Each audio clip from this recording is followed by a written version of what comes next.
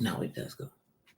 Hello, my cyber babies. It's the even more fabulous Mother Love coming to you live and in living color.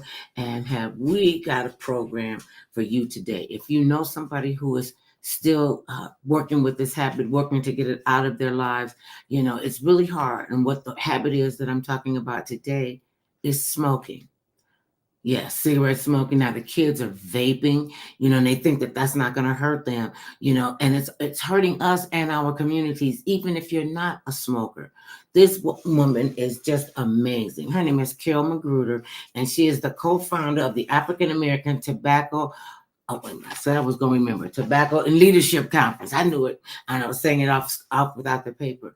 And she and a group of wonderful people have gotten together, and they are making history. And their goal is to ban menthol cigarettes in our communities. You think about it, and I know this to be the fact because I am a former smoker. I smoked for 20 years, and if I tell you that's one of the things I'm so glad I am away from for the rest of my life, and it was cigarette smoking, because it was beginning to hurt my family coming in the house, my husband, our baby, even the dog was like, oh God, here she come with that funny smell. And we think we can get it off. We really do. We'll go brush our teeth and take a mint and swish it around and, put some perfume on you and some cologne on you so you can't smell it. And they still can smell it, and especially non-smokers. Because when cigarette tobacco gets into your system, you keep craving for it. And the one thing that the tobacco industry did, and it was like when I was going through it, and I was a smoker, I never even thought about the harm that menthol cigarettes in particular could cause us. When I first started smoking, I was smoking Newports, menthol. Then I switched to Cool, Filter Kings, menthol. And then I switched to something else. And the last brand I was on was Benson and Hedges Menthol Light. And they got menthol right in the name of what the cigarette is. And it was very cool and refreshing. Our mother smoked she didn't smoke menthol cigarettes. They smoked non-menthol cigarettes. And to me, those are like little mini cigars. And then I forgot about the cigarette. Then one time during the summer of my youth, they had this, oh my goodness, it was a long, they said it was a tobacco ad or something like that, but it was called, I think it was called Dino's, and they were in this cute little package, that could hold your ink pens, and with the little top that went on it to help keep it stay fresh, help it be fresh, and then you take it out, and it was like a long piece of plastic with a little black top on it, and it just was so cool that you sit up there and smoke. And you couldn't tell me I didn't look good. Don't tell me I didn't look good smoking, because people wanted to come around me because of the way that I smoked. And I could blow the O's, and I could even blow the hearts that are around me. That was a little more difficult than the O's. And it was no big deal because cigarettes in our community were gonna be cool. I remember when the cigarette trucks, and I didn't realize this at the time, we're at the swimming pool, in our neighborhood swimming pool. We don't seem to have those anymore. Flashback, coming back to the story. We were coming out the swimming pool and, rinsing ourselves off and coming out the front of the rec center. And there was this, it looked like a food truck, but it was a tobacco truck. And they had somebody sitting there, with the cool cigarettes and everything, and, made yourself look beautiful and all of this. And, I thought smoking was a cool thing to do. And the fellas like being around me. After I stopped smoking, I was like, how could y'all stand that smell? And this is a woman who understands completely what the devastation of menthol cigarettes is causing in our community, in the Black community. And I'm from Ohio, and I come from the projects, and I never even thought that people, out in Shaker Heights and all the high echelon places didn't have the same thing, didn't have the same marketing that we did. I rarely saw a liquor store, and a liquor store that sells cigarettes You didn't see that. And this beautiful ladies is Carol McGruder. If you when you get the chance to be in her presence, you will feel the kindness. You will see her steadfastness. And don't let that pretty smile fool you. She a pistol. She don't play no punches. This is Carol McGruder. I was sharing with them the African American Tobacco Control Leadership Council. Tell them I'm on the radio. Good Lord. Hey Carol, how are you doing? Hello, good afternoon. And Oh, I don't know if you know this, but I'm in Dayton, Ohio right now, oh getting my ready to come goodness. on my way to LA. See, So, that's what I have to find out. What part of the world are you in? yes, I'm in Dayton. So I'm enjoying Ohio. I really like it here. And Ohio is getting ready to do some big things around tobacco control as well, as this And movement is really all over the country. it's all over the country. Tell people how you even got started. When did you start seeing the destruction? Because I remember So cigarettes with them and the menthol cigarettes. That's what I was telling them. They were at the school. They was at a high school. I was like, wait. My mother said, no, and they never talked to us about smoking. And so we mhm. just thought it was cool. My mother smoked, my father smoked, my grandmother, my great grandmother. So what was the thing about? And they smoked everything. They smoked filterless cigarettes, they smoked cigars, they chewed tobacco, they had a pipe. I thought that was kind of cool. But that was just as crazy. What got you involved in this organization? And what made you start? So I have been an activist my whole life, really since I was a teenager in high school, and I worked on pretty much all of the issues in our community. And I got into tobacco really late in the game. I needed a job. I didn't Mhm, know anything about it. And once I came on board in the beginning of the days when we first started having our tobacco taxes and tobacco prevention programming, and that was when I really began to learn about the targeting and the role the tobacco industry has played in pretty much everything that you've just said. That seeding of addiction in our communities and having a community norm that this is normal, that people to smoke and to kill themselves, and so it absolutely is not. When I began to really read about the targeting and the giveaways, it reframed. My aunt had died. I had lived in France for a while, going to college. I was in my 30s, and she had died from emphysema, and I knew she was going to die before I got back to California. She actually lived in Los Angeles, so I drove down to see her. And this powerful, wonderful, funny, intelligent, bright woman, and she could not kick that nicotine addiction. And so it reframed her death for me, because when she died, she was only 58 years old. And I passed that age now. And when you pass an age, you realize how young it is. I knew it was young at the time. But remember, remember when 58 was old? That's an I old. remember, I remember with 58, and I watch TV now, and I see people that look young all of a sudden, like the Golden Girls. They don't look so old anymore. So I become a Golden Girl. So yes. Okay, so then when you saw the devastation in our community, what Yeah. kicked it in your head, in your spirit that said, this is what I need So to get involved with? so what kicked it in my head was that it was an issue that people didn't know anything about. It was really, I'm a person that somehow I'm attracted to the underdog issues. So this was something that was killing us, killing more Black people than everything else combined of what we think of as a problem. And people just didn't seem to have any notion of the damage that the product does to our communities.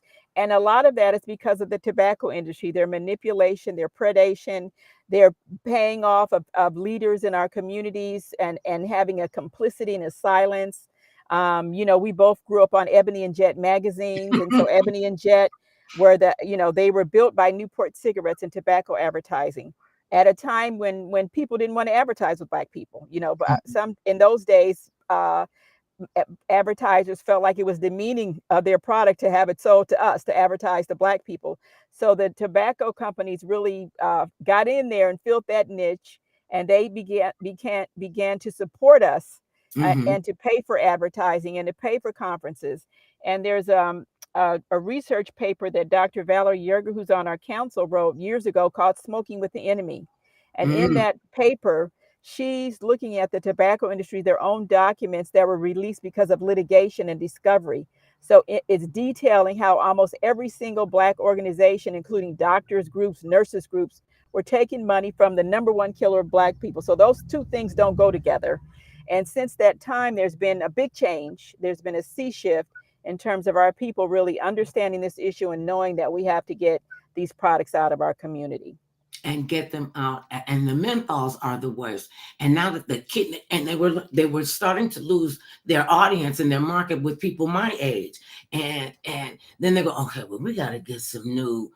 We got to get a new market. I remember when my mother, God rest her soul, when she before she passed away, one of the things she said to us: keep young people in your lives. Don't ever think you're too old or too grand to turn around and look back and reach down and help one of them up. And besides, what if you live long? Your old friends ain't gonna be able to carry your casket. You better keep them young people in your life. You know, you come to your old behind and they go to pick up the casket and so keep some young people in your life. I keep them for vitality.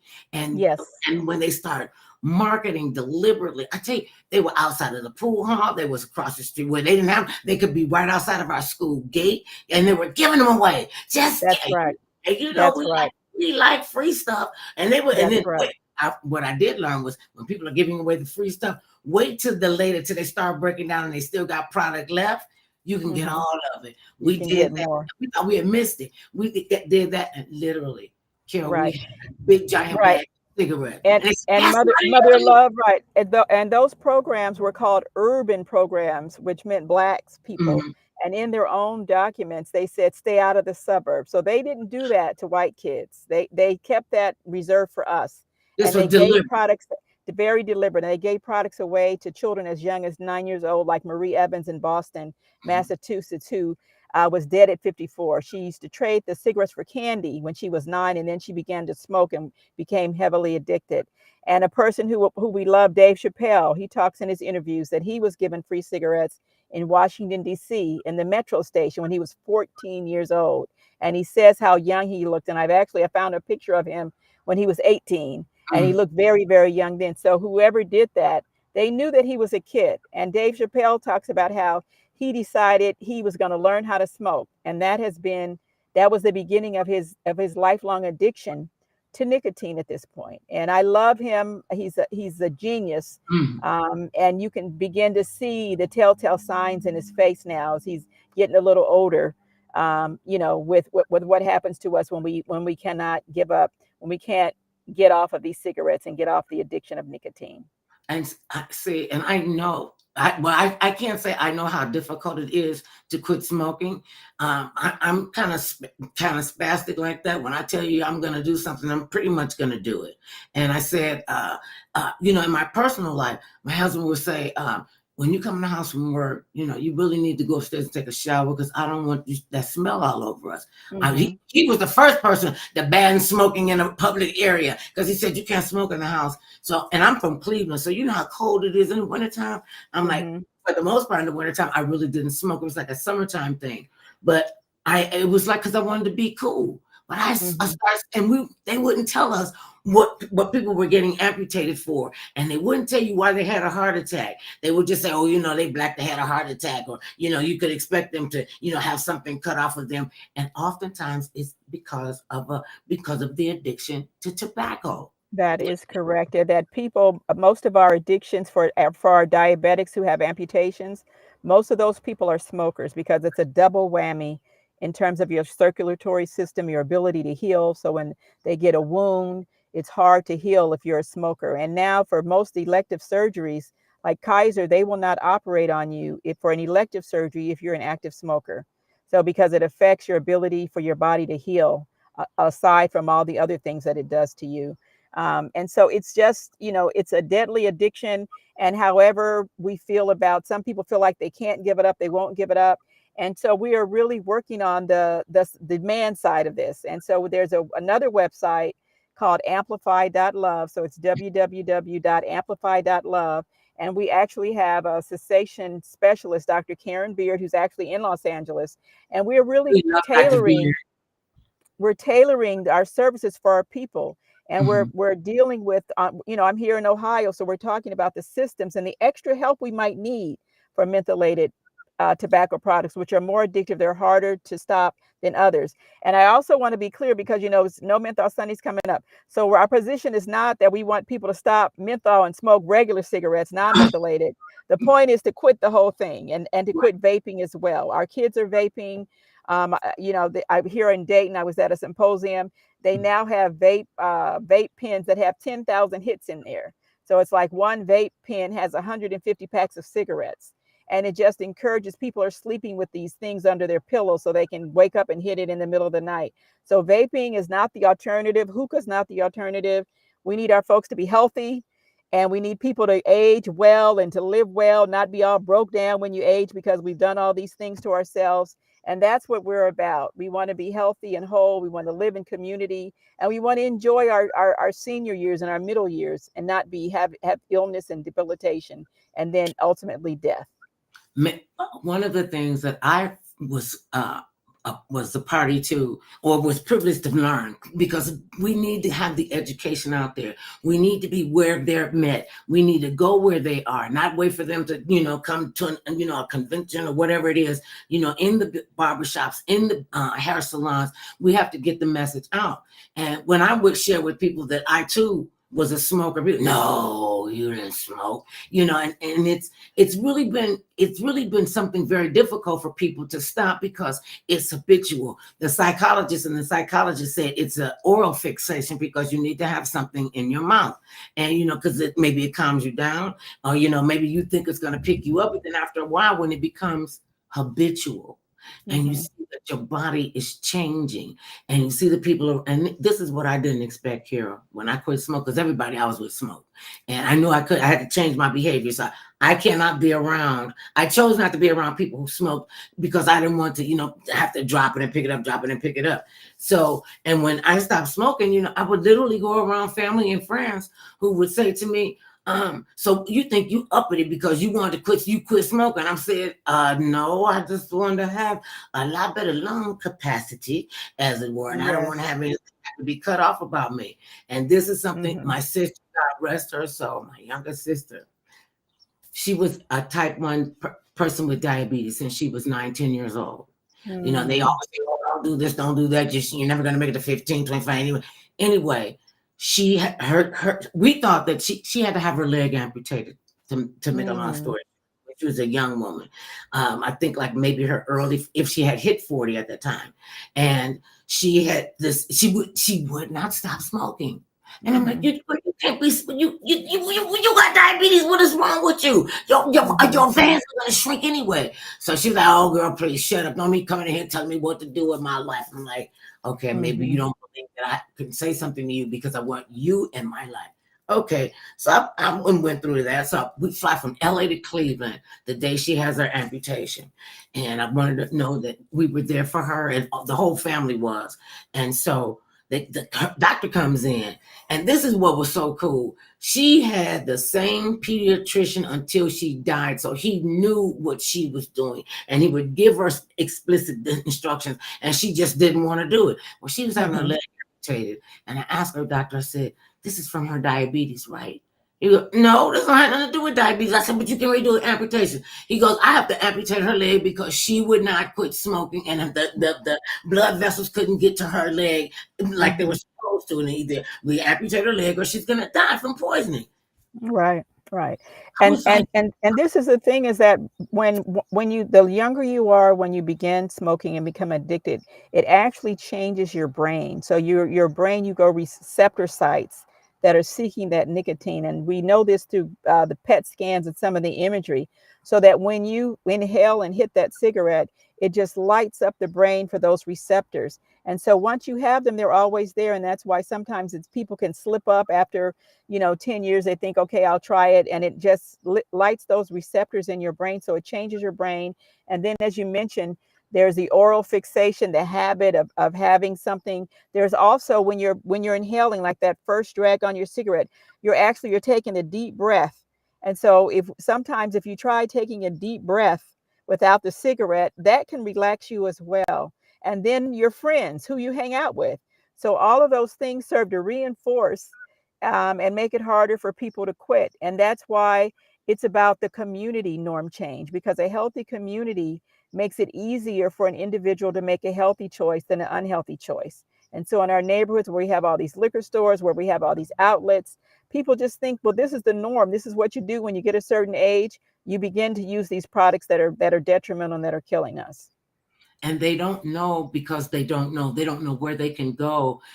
Because you don't see any signs up to say you want to stop smoking. You can come to the you. It's really grassroots and word of mouth, and especially in our communities, because I don't know why this is still going on, but it's just what it is. So many people in our community won't even go to the doctor to get a Yes, regular physical, that's especially right. when you're a smoker. You really need to keep up with Yeah. your health, your Ye- vitamins, and you've got to do something to keep your health. And it just goes, it just starts going down. They got a ye- commercial running, and there's this black guy in the commercial. He says, I always knew cigarettes would give you cancer.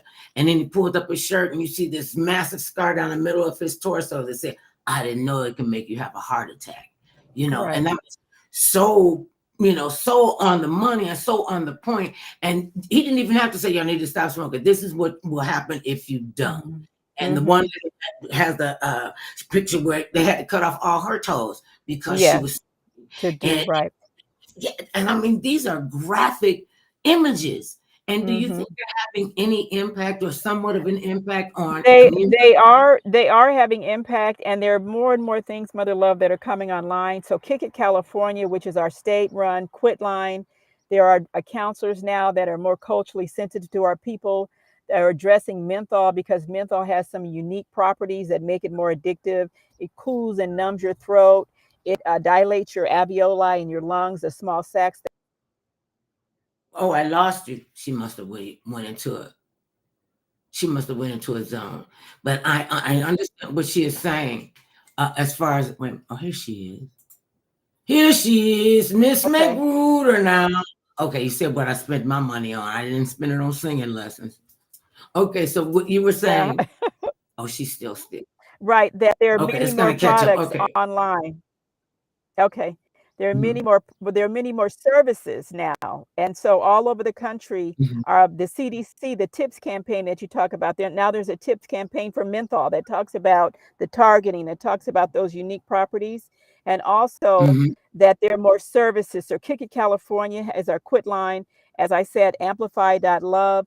LA County, the health department for LA County, they're rolling out community driven cessation services, stop smoking services that are driven by the community. So it's a new day, and now is the time for people to get with it because we are working to get these products off the market. We have sued the FDA, our second lawsuit. They had promised a rule to take the products off. And because of the backlash with the tobacco industry saying that we'll have more police involved incidents with people because people are going to get these products. But we need to know that this is the manufacturer. We're not talking about the retailer. It will not be illegal to use these products. We're talking about Reynolds American who makes Newports. We're talking about Cool cigarettes. They will no longer Mhm. be sold, and that's the goal, is the supply. And then we need to wake our people up and to help people in the way that they need to be helped to get off these products. It's all different for a lot. It's different for a lot of people, and they want to put the cessation side just in one bucket, and without looking at the outside elements. What kind of environment are they growing up in? Who are the people that they talk to? Are the people in the neighborhood saying, "Well, you don't have to listen to them. They're the old people. That's old school. These are not going to hurt you." And when we were growing up, it could have happened. I didn't know because nobody ever thought about smoking. Because that was something that everybody did. All the grown-ups. I They did. started smoking at 15. That's Now, how stupid. mhm. And when I look back at it in retrospect, that was one of the most dunderhead things I ever did to my body. And I said, you know what? If I don't give up anything else, I'm going to get these cigarettes up. Okay, well, mostly it was because I moved to California and they wanted like $2.29 for a pack of cigarettes. I'm like, oh my God, that's Yes. highway robbery. Where's the matches? Yes. Oh, you got to pay extra for the matches. Oh, well, can you give me a cigarette? Oh, no, we don't pass out cigarette lighters. I left that pack of Benson Hedges menthol light on the Mhm. counter, tapped it, said, you will never see me here again. I've been a non-smoker for, tell your Mhm. age, for 35 years since I've been in California. Wow, And that is and I wonderful. didn't realize, what I didn't understand was the backlash I would get from society, not about what I was doing to help my health, but they were like, oh, so now you uppity. Because my thing was, I have the drink in my hand, Mhm. cigarette in my mouth. and just blowing smoke and carrying, and everybody's in this big smoke cloud. When they start talking about secondhand smoke, that people need to understand your habit should not become everybody else's habit. And the one That's thing when right. one thing I wouldn't do, I never borrowed a cigarette from anybody. And my mother, Mm-hmm. I mean, the first time I went to ask my mother for one of her cigarettes, and God, was it disgusting. I was like, and I was Right. like, can I get a cigarette? She said, you live, you die, you smoke, you buy. That's your Mm-hmm. habit, not mine. Right, right. And Oh, secondhand man. smoke does kill. So, it's one thing to do something to yourself, but I think that people to kill your loved one that you live with because you're a smoker and you're exposing them to secondhand smoke. Secondhand smoke does kill. And the 45,000, that number that we throw around, those are the direct smokers, that 45,000 African Americans every year in this country. That's not including secondhand smoke and all. And there's actually something that's called third hand smoke. And that's when you bring all, when you were saying your husband would tell you to take a shower, you bring all that toxic, those chemicals on your clothes, in your car, on your carpet, in the walls, in the paint, and it doesn't come out. And so, it has a dynamic chemical reaction with the air. And that's why you'll keep smelling it, even though nobody's smoking there, because the residue of those toxins are still there. So on the environment, there's just nothing good about it. And so it's time now, we were brought over here and is enslaved people from Africa to pick tobacco. That was the first slave crop. And it's That time was for us it. to break up that. It's time for us to break up that relationship. It's time for us to end that relationship. It's been time, and that's I believe with especially with the marketing in our community. Oh, and talk about the Jet magazine and Ebony, and you drop it down. When you drop a magazine down, it goes right to the center page. And they say, "Cool filter kings, you will be cool." And they got all these pretty black people in. They got these toned bodies and all their pieces parts, and you think a young mind will think, "Oh, if they could do Mm-hmm. that, I could do this." And we used to sneak in the Right. bathroom and be smoking, not thinking people could not smell you, smell like a big tobacco leaf. And we Mm-hmm. kept trying to fool ourselves. And let me tell you, you all who are still smoking and trying to hide it, tobacco and cologne does not go together. You could Mm-hmm. take the whole bottle on you, and people will still smell the tobacco. And that's what Right. what you all are doing is just so amazing. Talk about the fact that you guys, look, they sued the federal government. That's right. Okay. Tell them about that. So You got but your let me tell you, I'll tell you about that. So people, there's a misconception, or people don't really understand when you hear about we're trying to get menthol off the market. There are black folks who say, "Well, that's our cigarette. That's what we like." But the truth is that when President Barack Obama signed the Tobacco Control Act back in 2008, at that time, all of the flavors in combustible cigarettes were taken off the market except for menthol. Menthol was given a pass. And the reason it was given a pass is because the tobacco industry negotiated to keep menthol on the market. So the racism and the ignoring of our health needs started with that act when they didn't take menthol off in the first place. So but the Black Congressional Caucus put in an amendment that that charged the FDA with doing something to deal with menthol. So in these ensuing years from 2008 till now 2024, there have been studies, there's been reports, and all of those reports and studies have said that it would be in the public interest to take menthol off the market. The reason it hasn't been taken off is because of political interference, because the tobacco industry, anytime we get close, they send people like now I'm going to name some names and drop some names here, like the Right Reverend Al Sharpton with NAN. They take money from Reynolds. They take money from Newports. Like Dr. Ben Chavis, who heads up our National Newspaper Publishers Association. And so the rhetoric that they're espousing is that we'll have more cases like Eric Garden, who was killed in New York because of the single cigarettes. And our position is that we have to change those things, that we definitely have a problem in this country with the policing of Black bodies and police brutality, but it's not going to help our community to leave these deadly products on the market, killing 45,000 Black people every year. That's not going to help this situation. And so the FDA, they were supposed to do something, they didn't, and we sued them. And our co-plaintiffs are, and listen to this, Action on Smoking and Health, but it's also the AMA, the American Medical Association, and the NMA, mm, the National Medical Association, which is our nation's Black doctors. So when something is so bad that your own medical profession, your own doctors sue the federal government to take it off, then you don't, what else is there to say? So they were supposed to do the rule. We got close to it. And now because of the high charge of the presidential election, there was some talk that black menthol smokers won't vote, for Biden if he takes menthol off. When all those black menthol smokers are related, like my brother's a menthol smoker. So they're related to somebody who loves them. And we, the National Association for the Advancement of Colored People, the National Council of Negro Women, the NMA, the National Black Nurses Association, the Links, the Delta Sigma Theta Sorority Incorporated, all of these groups that study our issues have weighed in, and they all agree that we need to take menthol off the market. So there was a rule. They promised they were going to make the rule. The rule did not come out. And now we initiated our second lawsuit that was filed last month, April 2nd. We actually had a court date already, if you can believe that, because the court is aware of this situation, and they didn't order them to do it because they said they would do it. The FDA promised that they would do it. So there was no official court order. But now that we're going to go back, then we are going to get a court order, because there's no reason to keep these products on the market. And so in tandem with that, we would love for people like Al Sharpton, for people like Ben Chavis, to demand services for our people. And then the other part of this conversation is reparations. What are Black people do from the targeting of this tobacco industry for all of these decades of seeding destruction and death in our communities?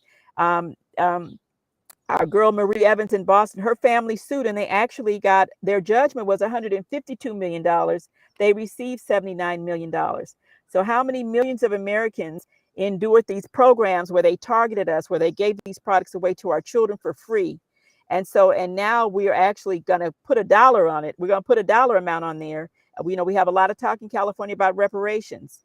And so we need reparations from the tobacco industry. So the folks who are taking money from the industry and who are espousing their rhetoric, we need them to come to our side and to say, we need some money, but that money needs to fund healthcare. That money needs to fund places like the Center for Black Health and Equity. That's the way the money should come. It's not a gift to you to buy your silence and complicity or support, but that we need these products out of our community. So people need to pay attention to the lawsuit. People say, do bans work? Did the Voting Rights Act work? That's 50 years. We're still fighting over that. And we will continue to fight until we have our full voting rights. And we will continue to fight until we get these deadly products out of our community. And it's going to be some pushback, especially in our community. Well, why do I have to stop smoking? And people have said to me, that's pretty mean, Mother Love, what you say about that. And I'm like, how is that mean? Because I feel this way. Smoking is something, it's a learned habit.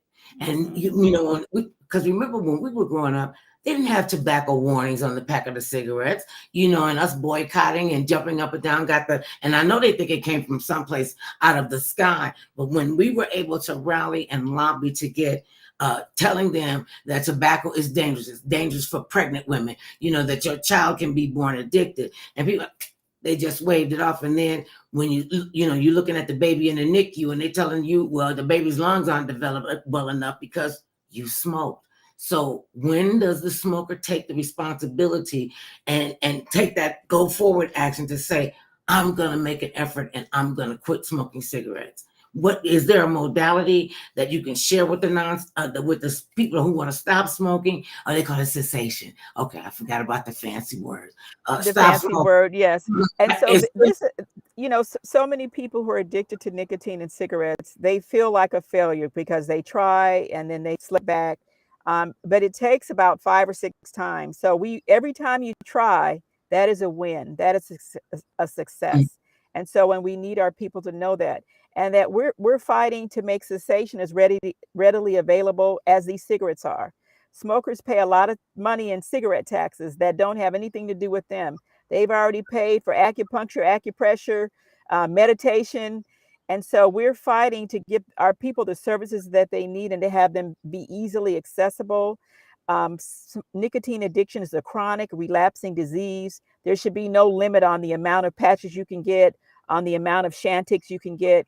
You should be able to get as much as you need. If someone is diabetic, there's no limit on the insulin. They get insulin, maybe they might need insulin for the rest of their lives. And so Right. if people need cessation services for the rest of their lives, and we want them to, we want some good services. We need some innovation. We spend a lot of money on tobacco research in this country. Where's the innovation in cessation? We need something, we need some new modalities. And there's a bar of, like, they want evidence-based. And so, Mhm. nobody's researching what's going to help us, because we're not a market that anybody cares about. So I'm not proposing that we give people snake oil, but we need some innovation. We need to try some new things, and not to be afraid to try some innovative things and see what happens. We kind of just gave up on cessation because we went for policy changes, and now it's time to circle back and to give our smokers the money, the resources that they deserve. There's some studies that say if you pay smokers, that helps them to stop. So what's wrong with that? People get a little stipend to come to a stop smoking class. Mhm. That is a wonderful way. They Oh, deserve now that. that's They've already good. paid that. That's a good idea. That's a Yes. great idea. So And then, we're fighting for that. We're fighting for to get people what they need. As the OJ said, give the people what they that, want. You got to give the people what they need, and we're fighting for that, for our people to have what they need and what they deserve and merit after all of this, because we are victims and we want to be survivors. We are victims of the tobacco industry, and we want our people to be survivors. well, see, now, this is the devil's advocate. Well, see, now, Miss Carol, you don't really understand. Us in the tobacco business, we help give people jobs. They got nice jobs. They can go, take care of themselves. I don't know why y'all want to jump up and upset the apple cart when we'd have had tobacco. And this is the thing that gets me. This is Mother Love now talking. Well, how come Mhm. you're not out there? Why aren't you Mhm. donating? And who's gonna do it? They got the best bags. That's why we brought them over here from Africa. Okay, and we are the only forced group of people that were forced to be here. To do Everybody right. else came with their own accord. Even the ones that came in during the potato famine, they came with their Mhm. own accord. Our people had Mhm. no choice, and Right. and it is a diabolical It situation. is. For people to know. And what you just said, that's an argument that people use. And I liken that, if you take $1 from me and give me back 10 cents, that's called pimping. Where I grew up, that's called pimping. If you're helping me with the money that I gave you, you give me back a small percentage of it. So Mm, we spend a lot of money on these products, and we can afford to pay for whatever we need, actually. But and as you said, the price of cigarettes, I think in California now, we're up to $10, $12, see, and oh, see, we want to make oh, it more. We want to make it more, because but that money, the revenue from the taxes that raise the prices, they need to come back to our community. And that's the fight, not to keep the products on the market. The fight is the revenue that's made off of these products needs to come back to our community for jobs. mhm, What I do, I'm paid for what I do. This is a job. There's a whole profession in public health. And I mhm, also talk about we're the patient in public health, and we're the defendant in the criminal justice system. And in both of those systems, there are a lot of people that make a good living off of our suffering and our misery. So we need people to be a part of the solution, and to be paid and compensated to do that, and to have retirement and to have health insurance. So right. there's work in commercial tobacco prevention and control. When you see the advertisements, when you see all of these things, someone is being paid to create that. And Black people need to be a part of that. Our young people need to be a part of the creation, and they know how to talk to. We know how to talk to ourselves. Right. We know we need young people. People don't want to hear me. They want to hear a young person talking, breaking this down for them. And I love the Gangster Gardener. I don't know if you've ever had Ron Findley on your show. He's down there in LA. But I Uh-huh. watched his master class on Delta. He's growing kale, he's growing spinach, eating fresh Oh, yeah, food. yeah, yeah. A regular brother from the hood. I know That's who exactly needs what to be you're talking carrying about. the message about healthy eating, not somebody at the health department, not Martha Stewart. I love Martha Stewart, but But we need the Gangster Gardener to break it down for our people and say, this is how you grow kale. This is why you need to have some produce, and you can do it right here in this urban environment. You can grow fresh, healthy food. I grow mine in a tin tub. People don't even know what a tin. You remember tin tubs? I got a Hmm. half a dozen tin tubs, and I grow tomato. And people really need to get into that, especially Hmm. Black people. This is what I hear that's just so amazing to me, especially from people with diabetes. Well, I don't want to eat diabetes food. I'm trying to figure out, okay, wait, what's diabetes food? I've never Right. understood that. I don't want to eat all that grass and carrying on what you Hmm. obviously don't have enough respect for your body to say, let me put better nutrients in. And yes, I know we're going to do all kind of things to our body because we think we're superhuman, but it's going to Hmm. break down one day. Why would you hasten the breakdown of your Right. body, your brain, Right. your heartbeat, sitting on a machine, have a machine breathing for you when you could say, I have control over this. And I think that was Hmm. the biggest thing. Besides my husband, this one got me, Carol. This one is the one that got to me, and I'm gonna share it with you because it just snatched me into reality that this man was serious. I took my ashtray and I put it had it on the table, and I went to kissing me, and he said, "You know what? I just gonna tell you this. You know I love you, but kissing you after you smoke, it's like licking a dirty ash." Hmm. Hmm. If Right. that Right. don't learn you something right there, and the hard cost of cigarettes, when I tell women that, they said, and you went for that, a dude wasn't lying. This is how he Hmm. felt. And I asked him once, I said, have you ever licked a dirty ashtray? And the look on his face was like, it's like licking a dirty You can ashtray. That means imagine. you know what that was. That could have been something that you had to do when you was pledging in college. I don't Hmm. know. But the way Right. he was Right. like, Right. it was And it was smoking also some erectile dysfunction for men, infertility. There's what so many different things that yes, erectile dysfunction because erections are about circulation. So we're going all around the world with tobacco control today and prevention, but these are the things that people care about. So a lot of times a person doesn't care that much about their life, but they do care about erectile dysfunction. So all of now that is is it related to smoking.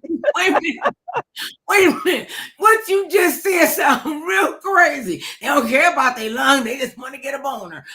That's right. and So I'm the curious, point is whatever is your motivation, you know, then we're going to use that. It doesn't matter what the motivation is. Let's talk about that. How do we address that? And so that is going to get somebody's interest more than some of the other things we see. Even for women, wrinkles, like sometimes you can really tell a woman in particular that smokes because it really breaks your face down and the wrinkles. So some people, that's what they care about more than their general health, is that they don't want their face to be so wrinkled. So it's nothing good about it, and we got to give it up. We I got said to I was, give it up and get it I out was of gonna, our community. I said I was So gonna we're pull. we're so happy. I heard you talking about our spoken word event tomorrow, Yes, or tell them Saturday, about because I'm a day ahead now. Saturday at the Hot and Cool Cafe, which is now called Aura oh, Cafe, and we they have a changed the great name. we have a ball. Yeah, they changed the name, Lamert Park, and we have a wonderful time. It's fun, and so we've gotten our artists involved in this fight, and it's bigger and it's better than we ever dreamed, having the artists involved and having the spoken word, because it's so powerful and it really touches your heart, and your heart leads to your brain, your mind, in terms of changing and understanding this issue. And you got to think about your long-term care. And people don't really think about that. Well, I just smoke for the time being. But Hmm. when you get to a place where you feel like you can't do it, I will never tell them it was easy to do. And because my husband and my son will say, "Oh, you be talking about how you was cool with that. We saw you trying to bite that wrought iron handrail." I was like, "Shut up! What is wrong with y'all?" Because Hmm. family be straight up with you. And Right. our son, I got one child. I just wanted to see if my body worked. It did. I wasn't going to test it anymore. And when he got out, I said, because, we remember when they used to let kids buy cigarettes? That's right. People And talk about how their parents sent them to the store to get the cigarettes for them, and that also makes it normal. Kids are buying cigarettes. It's not that big of a deal. And I want to say that for some reason, a lot of our people don't want to try the nicotine replacement, the patches. They don't mm, want to try the medicine, Chantix. And so people, don't be afraid to try those products, and to get the help that you need, and to do it right, because a lot of times when they do it, they're not doing it properly, so they're not mm, getting the alleviation of some of the cravings that they would if they used mm. it right. So I've had different projects. We really fought to get the NRT patches for folks, and people didn't want it. People didn't even want to try it. So we want people to try different things until you find the thing that works for you, and not to And give up, and not to feel like that you can never get rid of this, addiction, because you be- can. And that's what they want. That's what they want to stay. That's what the manufacturers and the advertising, that's what they want you to think, that you can't, you will never be able to stop this. You're going to be my customer for the duration, for the rest of your life. Right. And then they came up, when they saw how many people were stopped, had quit smoking, then they said, oh, we got to get a younger group. And they That's came right. flavored vaping pens. Exactly. Because you have to replace the people who die. That's, they can't stay in business if they don't replace the people who die. And they actually call them replacement smokers. And Dr. Karen Beard, who leads our cessation efforts, a lot of times we think about, oh, it's so hard, I'm giving this up. But people need to think about what you get. Approach it from what you're going to get, that you're going to be healthier, that you'll be able to move, you'll be able to walk, you'll be able to sleep better, you'll be able to have sex better. The things Now that you get when you wait a minute, and they will go from what you said, just right going down that list. They didn't hear anything else, and you said make sex better. Right, right.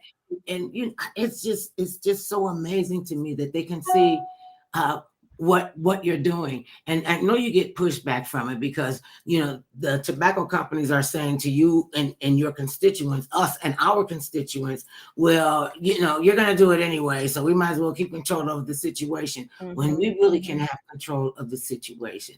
You can do this. I'm never going to tell you that you can't do this. This was the one thing that shocked me, besides I gained like 20 pounds when I stopped. I won't say I quit, I stopped smoking. And I was like, I can taste food. Yes. I didn't Your taste realize buds, your sense of smell. My palate and my senses had completely changed. I'm like, no, I'm not understand why I could go in my mama's house when they was cooking chitlins and they said, oh, don't they smell great? I said, no, it smelled like a boiling pot of poop. That was me. Right. No. And so, and I came from a large family. I was actually the smallest person in my family. So we had big people, and food is unfamiliar in our community. Food is unfamiliar. Nothing like going. I don't know if they do it now, or they do it because they come to my house for Sunday dinner. But we used to sit down at the table and have dinner. That's taken away a lot of stuff, because when you're smoking and everybody after they get finished smoking, eating, everybody got a cigarette. Right. But we were communal. We sat with family. We smoked with family, and you have to understand that you have to be your own best healthcare person. You the quarterback. You live in this body. So to say that you can't do it, this is me. It's not that you can't do it. That means I cannot. It's that you would not do it. You won't, and that means I would not. So now that's on you. That's on you. And the fact that you are at the African American Tobacco Leadership Conference. I left out a word. Leadership. The African American Tobacco Control Leadership Council. And our website is savingblacklives.org. And we want people to get on there and sign up to get our emails, our newsletters, because we really will keep you. This is a fast moving train that we're on. Yes, it is. We thought that the rule was going to go our way, and it didn't. And we were so disappointed, but we keep moving. We won't give up. And there's a lot of exciting, good things that are going on as well. And so we want our people to be abreast of it. And this Sunday is No Menthol Sunday also. So No Menthol Sunday is the African American expression of World No Tobacco Day, which is held on May 31st. So May 31st for Americans coincides with usually Memorial Day, 3 or 4 days out of every 7 years when falls near that weekend. So we took it out and we made it into a Sunday, and it's a way to get our churches involved in our religious institutions, and not just for that one day, but to have an ongoing relationship. So churches are powerful. We would not be free if we didn't have our churches. They've been involved in our civil rights struggle, and now this is a different type of a struggle for our health rights and our civil rights and our human rights. And there's a website for No Menthol Sunday, and you can get information. It's the official day is May 19th, but it doesn't have to be May 19th. It could be any day, and we're available to help support our religious institutions to get this issue as a subject in their churches with their parishioners and congregants, and to see how they can get more involved in helping us to pull this train. And it's a big job. This is a big assignment, and getting people, and especially getting the churches involved. And oftentimes, the churches and even people in the medical profession don't really know what's going on because it's moving so fast. Yeah, and they have all these conferences all around the country.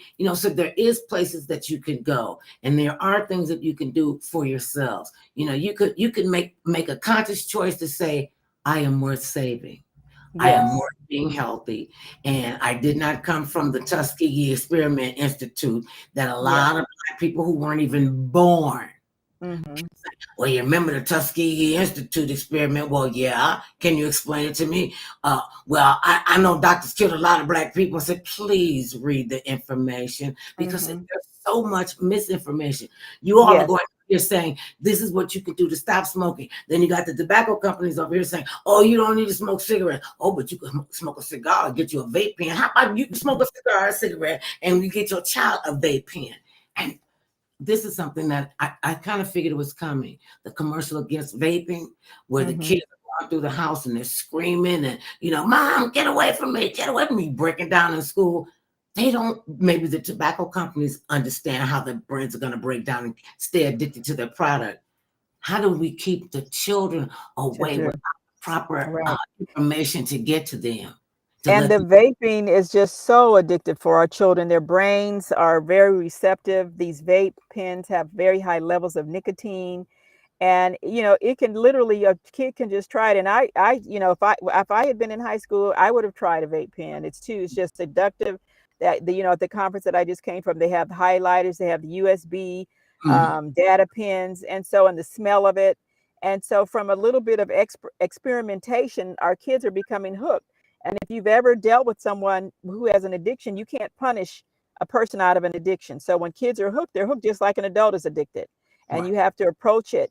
And so the therapies that, because this is so new to have our children addicted like this. And initially, our kids weren't vaping the way that the white kids do, but that's changing. Our kids are vaping, and we got to get a handle on this. We got to Right. get a handle on these deadly products, because it's just a cycle, and we're playing whack-a-mole. So, and let me say this: so California, we passed the law. We have a statewide law to take these products off the market. So Mhm. what does the industry do? They have new products now with chemicals that mimic menthol. They're not technically menthol, but they're cooling agents. So they're back in their Frankenstein laboratories preparing these products for us to keep us on the, keep their hook in the bellies of our communities. And people need to get mad about that. People need to get mad about that. And that's part of that anger can fuel us to make the changes that we need to make. And when you speak about how it changes the kid's brain, because the scientists say a child's brain is not fully developed until they're 25. So That is correct. I'm thinking I think I need 6 or 7 more years of my teen years because they just made that go too fast, and I'd like to have those back. Thank you very Hmm. much. And Yes. by the time, well, I never thought I was addicted to cigarettes. I never thought I was addicted to cigarettes until I quit smoking them. When I Mm. stopped smoking cigarettes, and there was a ritual. People have a ritual. They get when they wake up, first thing they do is light a cigarette. Still got that funky taste in your mouth, and you gonna put a cigarette in it, or the ones that get up in the middle of the night back east when it snows. I gotta get a pack of cigarettes. Hmm. Mine was a routine. I wouldn't smoke before breakfast because I had the pasty taste in my mouth. I smoked after meals. And I Hmm. smoked socially. I wasn't one of those, oh, I don't have a cigarette. I gotta get up no. And my husband said, please know this. Just know this. I'm never gonna get you a pack of cigarettes. I said, Hmm. you're never gonna buy me a pack of cigarettes. That's your little nasty habit. And our son taught me well. I had a $20 lesson taught to me. I gave him $20, and I asked him to go up to the corner store and give me a pack of cigarettes. Now the corner store, I could sit up on my front top porch and see him going in the store and coming out the store. So he got the cigarettes. He didn't even get a bag. He got the cigarettes and came upstairs. I said, "Where my change?" He said, "Your change was my fee for going to get your cigarette." I never sent him for another pack of cigarettes. So I was like, yeah, and I couldn't get mad at him. You know how Hmm. sometimes the kid can just cut you to the quick and you can't get mad. I was like, all right, okay, you won't play it like that. And he went and said, Dad, I kept mama's change for the cigarettes. That's what I heard you say. I was like, you know what? I don't like neither one of y'all right now. It was teaming up on me. And I'm so glad to have Yes. that support system because a lot of Hmm. people you want to change something, you want somebody there to support you, and they're not there to support you. They're there to mimic you, to talk about you and all this kind of stuff. And you got to have some thick skin when you're changing part of your lifestyle. And that's Yes. what this is. This is part of a lifestyle that they don't need to have. It is, and it's taking so much from them. They're talking about the kids' brains are being, all going all cattywampus. We could be losing a genius to this deadly cigarette, to this deadly vape. Okay, so again about the poet event. I love it. It is really wonderful. So the poet event is going to be this Saturday, and I think it's a 5 p.m. start, and it's at the old Hot and Cold Cafe in Lemert Park. It's now called Aura, ORA. You can go to our website, which is savingblacklives.org. Very easy to remember, and all the information is there. So it's a competition, and you are one of our celebrity judges. And I think this is the third time you've been a judge with us. It could be, when I you think so. just so y'all know, people, just so you know, there are some folk, that can get to me like right away, and I got their back. Most of you all don't, but this woman, Carol McGruder, her team, Moza Cooper, everybody at the Aura restaurant, the kids, I call them kids, these grown people, but some of them were kids, were really young. And the poets that come, and the fact that they can do their poetry around smoking cessation. I remember one, I can't think if she won. I think she did win. The one that won, she had a very powerful piece. These kids are writing pieces that are built around their community, built around their family, built around themselves, and the fact that they can do this while they spitting. Oh, I'm like, okay, it really is. It's great. It's big fun. It's wonderful. I don't want to be a judge because I just love all of them, and I don't want to have to pick. So I've never a judge. I just want y'all to know. It's work. They threw me under the bus collectively. And I said, well, I don't want to do them because I'm probably going to want, gonna love all of them. And Moses said, yeah, but that's why we picked you, because you don't pull no punches. And no, you don't pull any punches. One day I'm gonna have a filter. Okay, it's not today. It's not. No, it's not. We want you to be you. We want you to do you. So we love you. We love your personality. You bring so much to the event, and so I'm happy that you were able to come back with us again. Oh, absolutely. When y'all call, I'm gonna come. She acting like it's like, I'm going to come because this is important to me and to my family. We have been fortunate enough to have 4 beautiful grandchildren, and and none of them smoked. The father never smoked. My husband never smoked. Their other grandmother is a smoker, and when I don't know what somebody said something to her and told her she couldn't smoke in the house no more. And we go over there. They got her a nice setup outside. It's lovely. She real comfortable. They even have a second chair when I want to sit down. I said, "Oh y'all," I said, "So you got kicked out of the house too?" And she is glad because she sees our secondhand smoke. Harm, especially children. Yes, and for our smokers to have rules around smoking like that. So no smoking in the house. Always smoke outside. And then when you smoke outside, you need to wait a little while before you go back in because you're bringing in the fumes back in with you. So you need to kind of air yourself out. That's my word. Because you're bringing those fumes back in there with you, and then they're right on your clothes. They're circling you, and then they get on your couches, and they get on your surfaces. So to have some rules, and that helps people over time. When we started having smoke-free areas, restaurants, that really helped people to stop because you really had to make a conscious decision. You had to get up and move your body outside. If you were in a cold environment that you're going out in the snow or in the rain, and it just kind of puts it on your mind that what you're going through to get this cigarette. And so it does really help. Those rules and the policies that we enact, they help people. They help everybody. And this is a collective.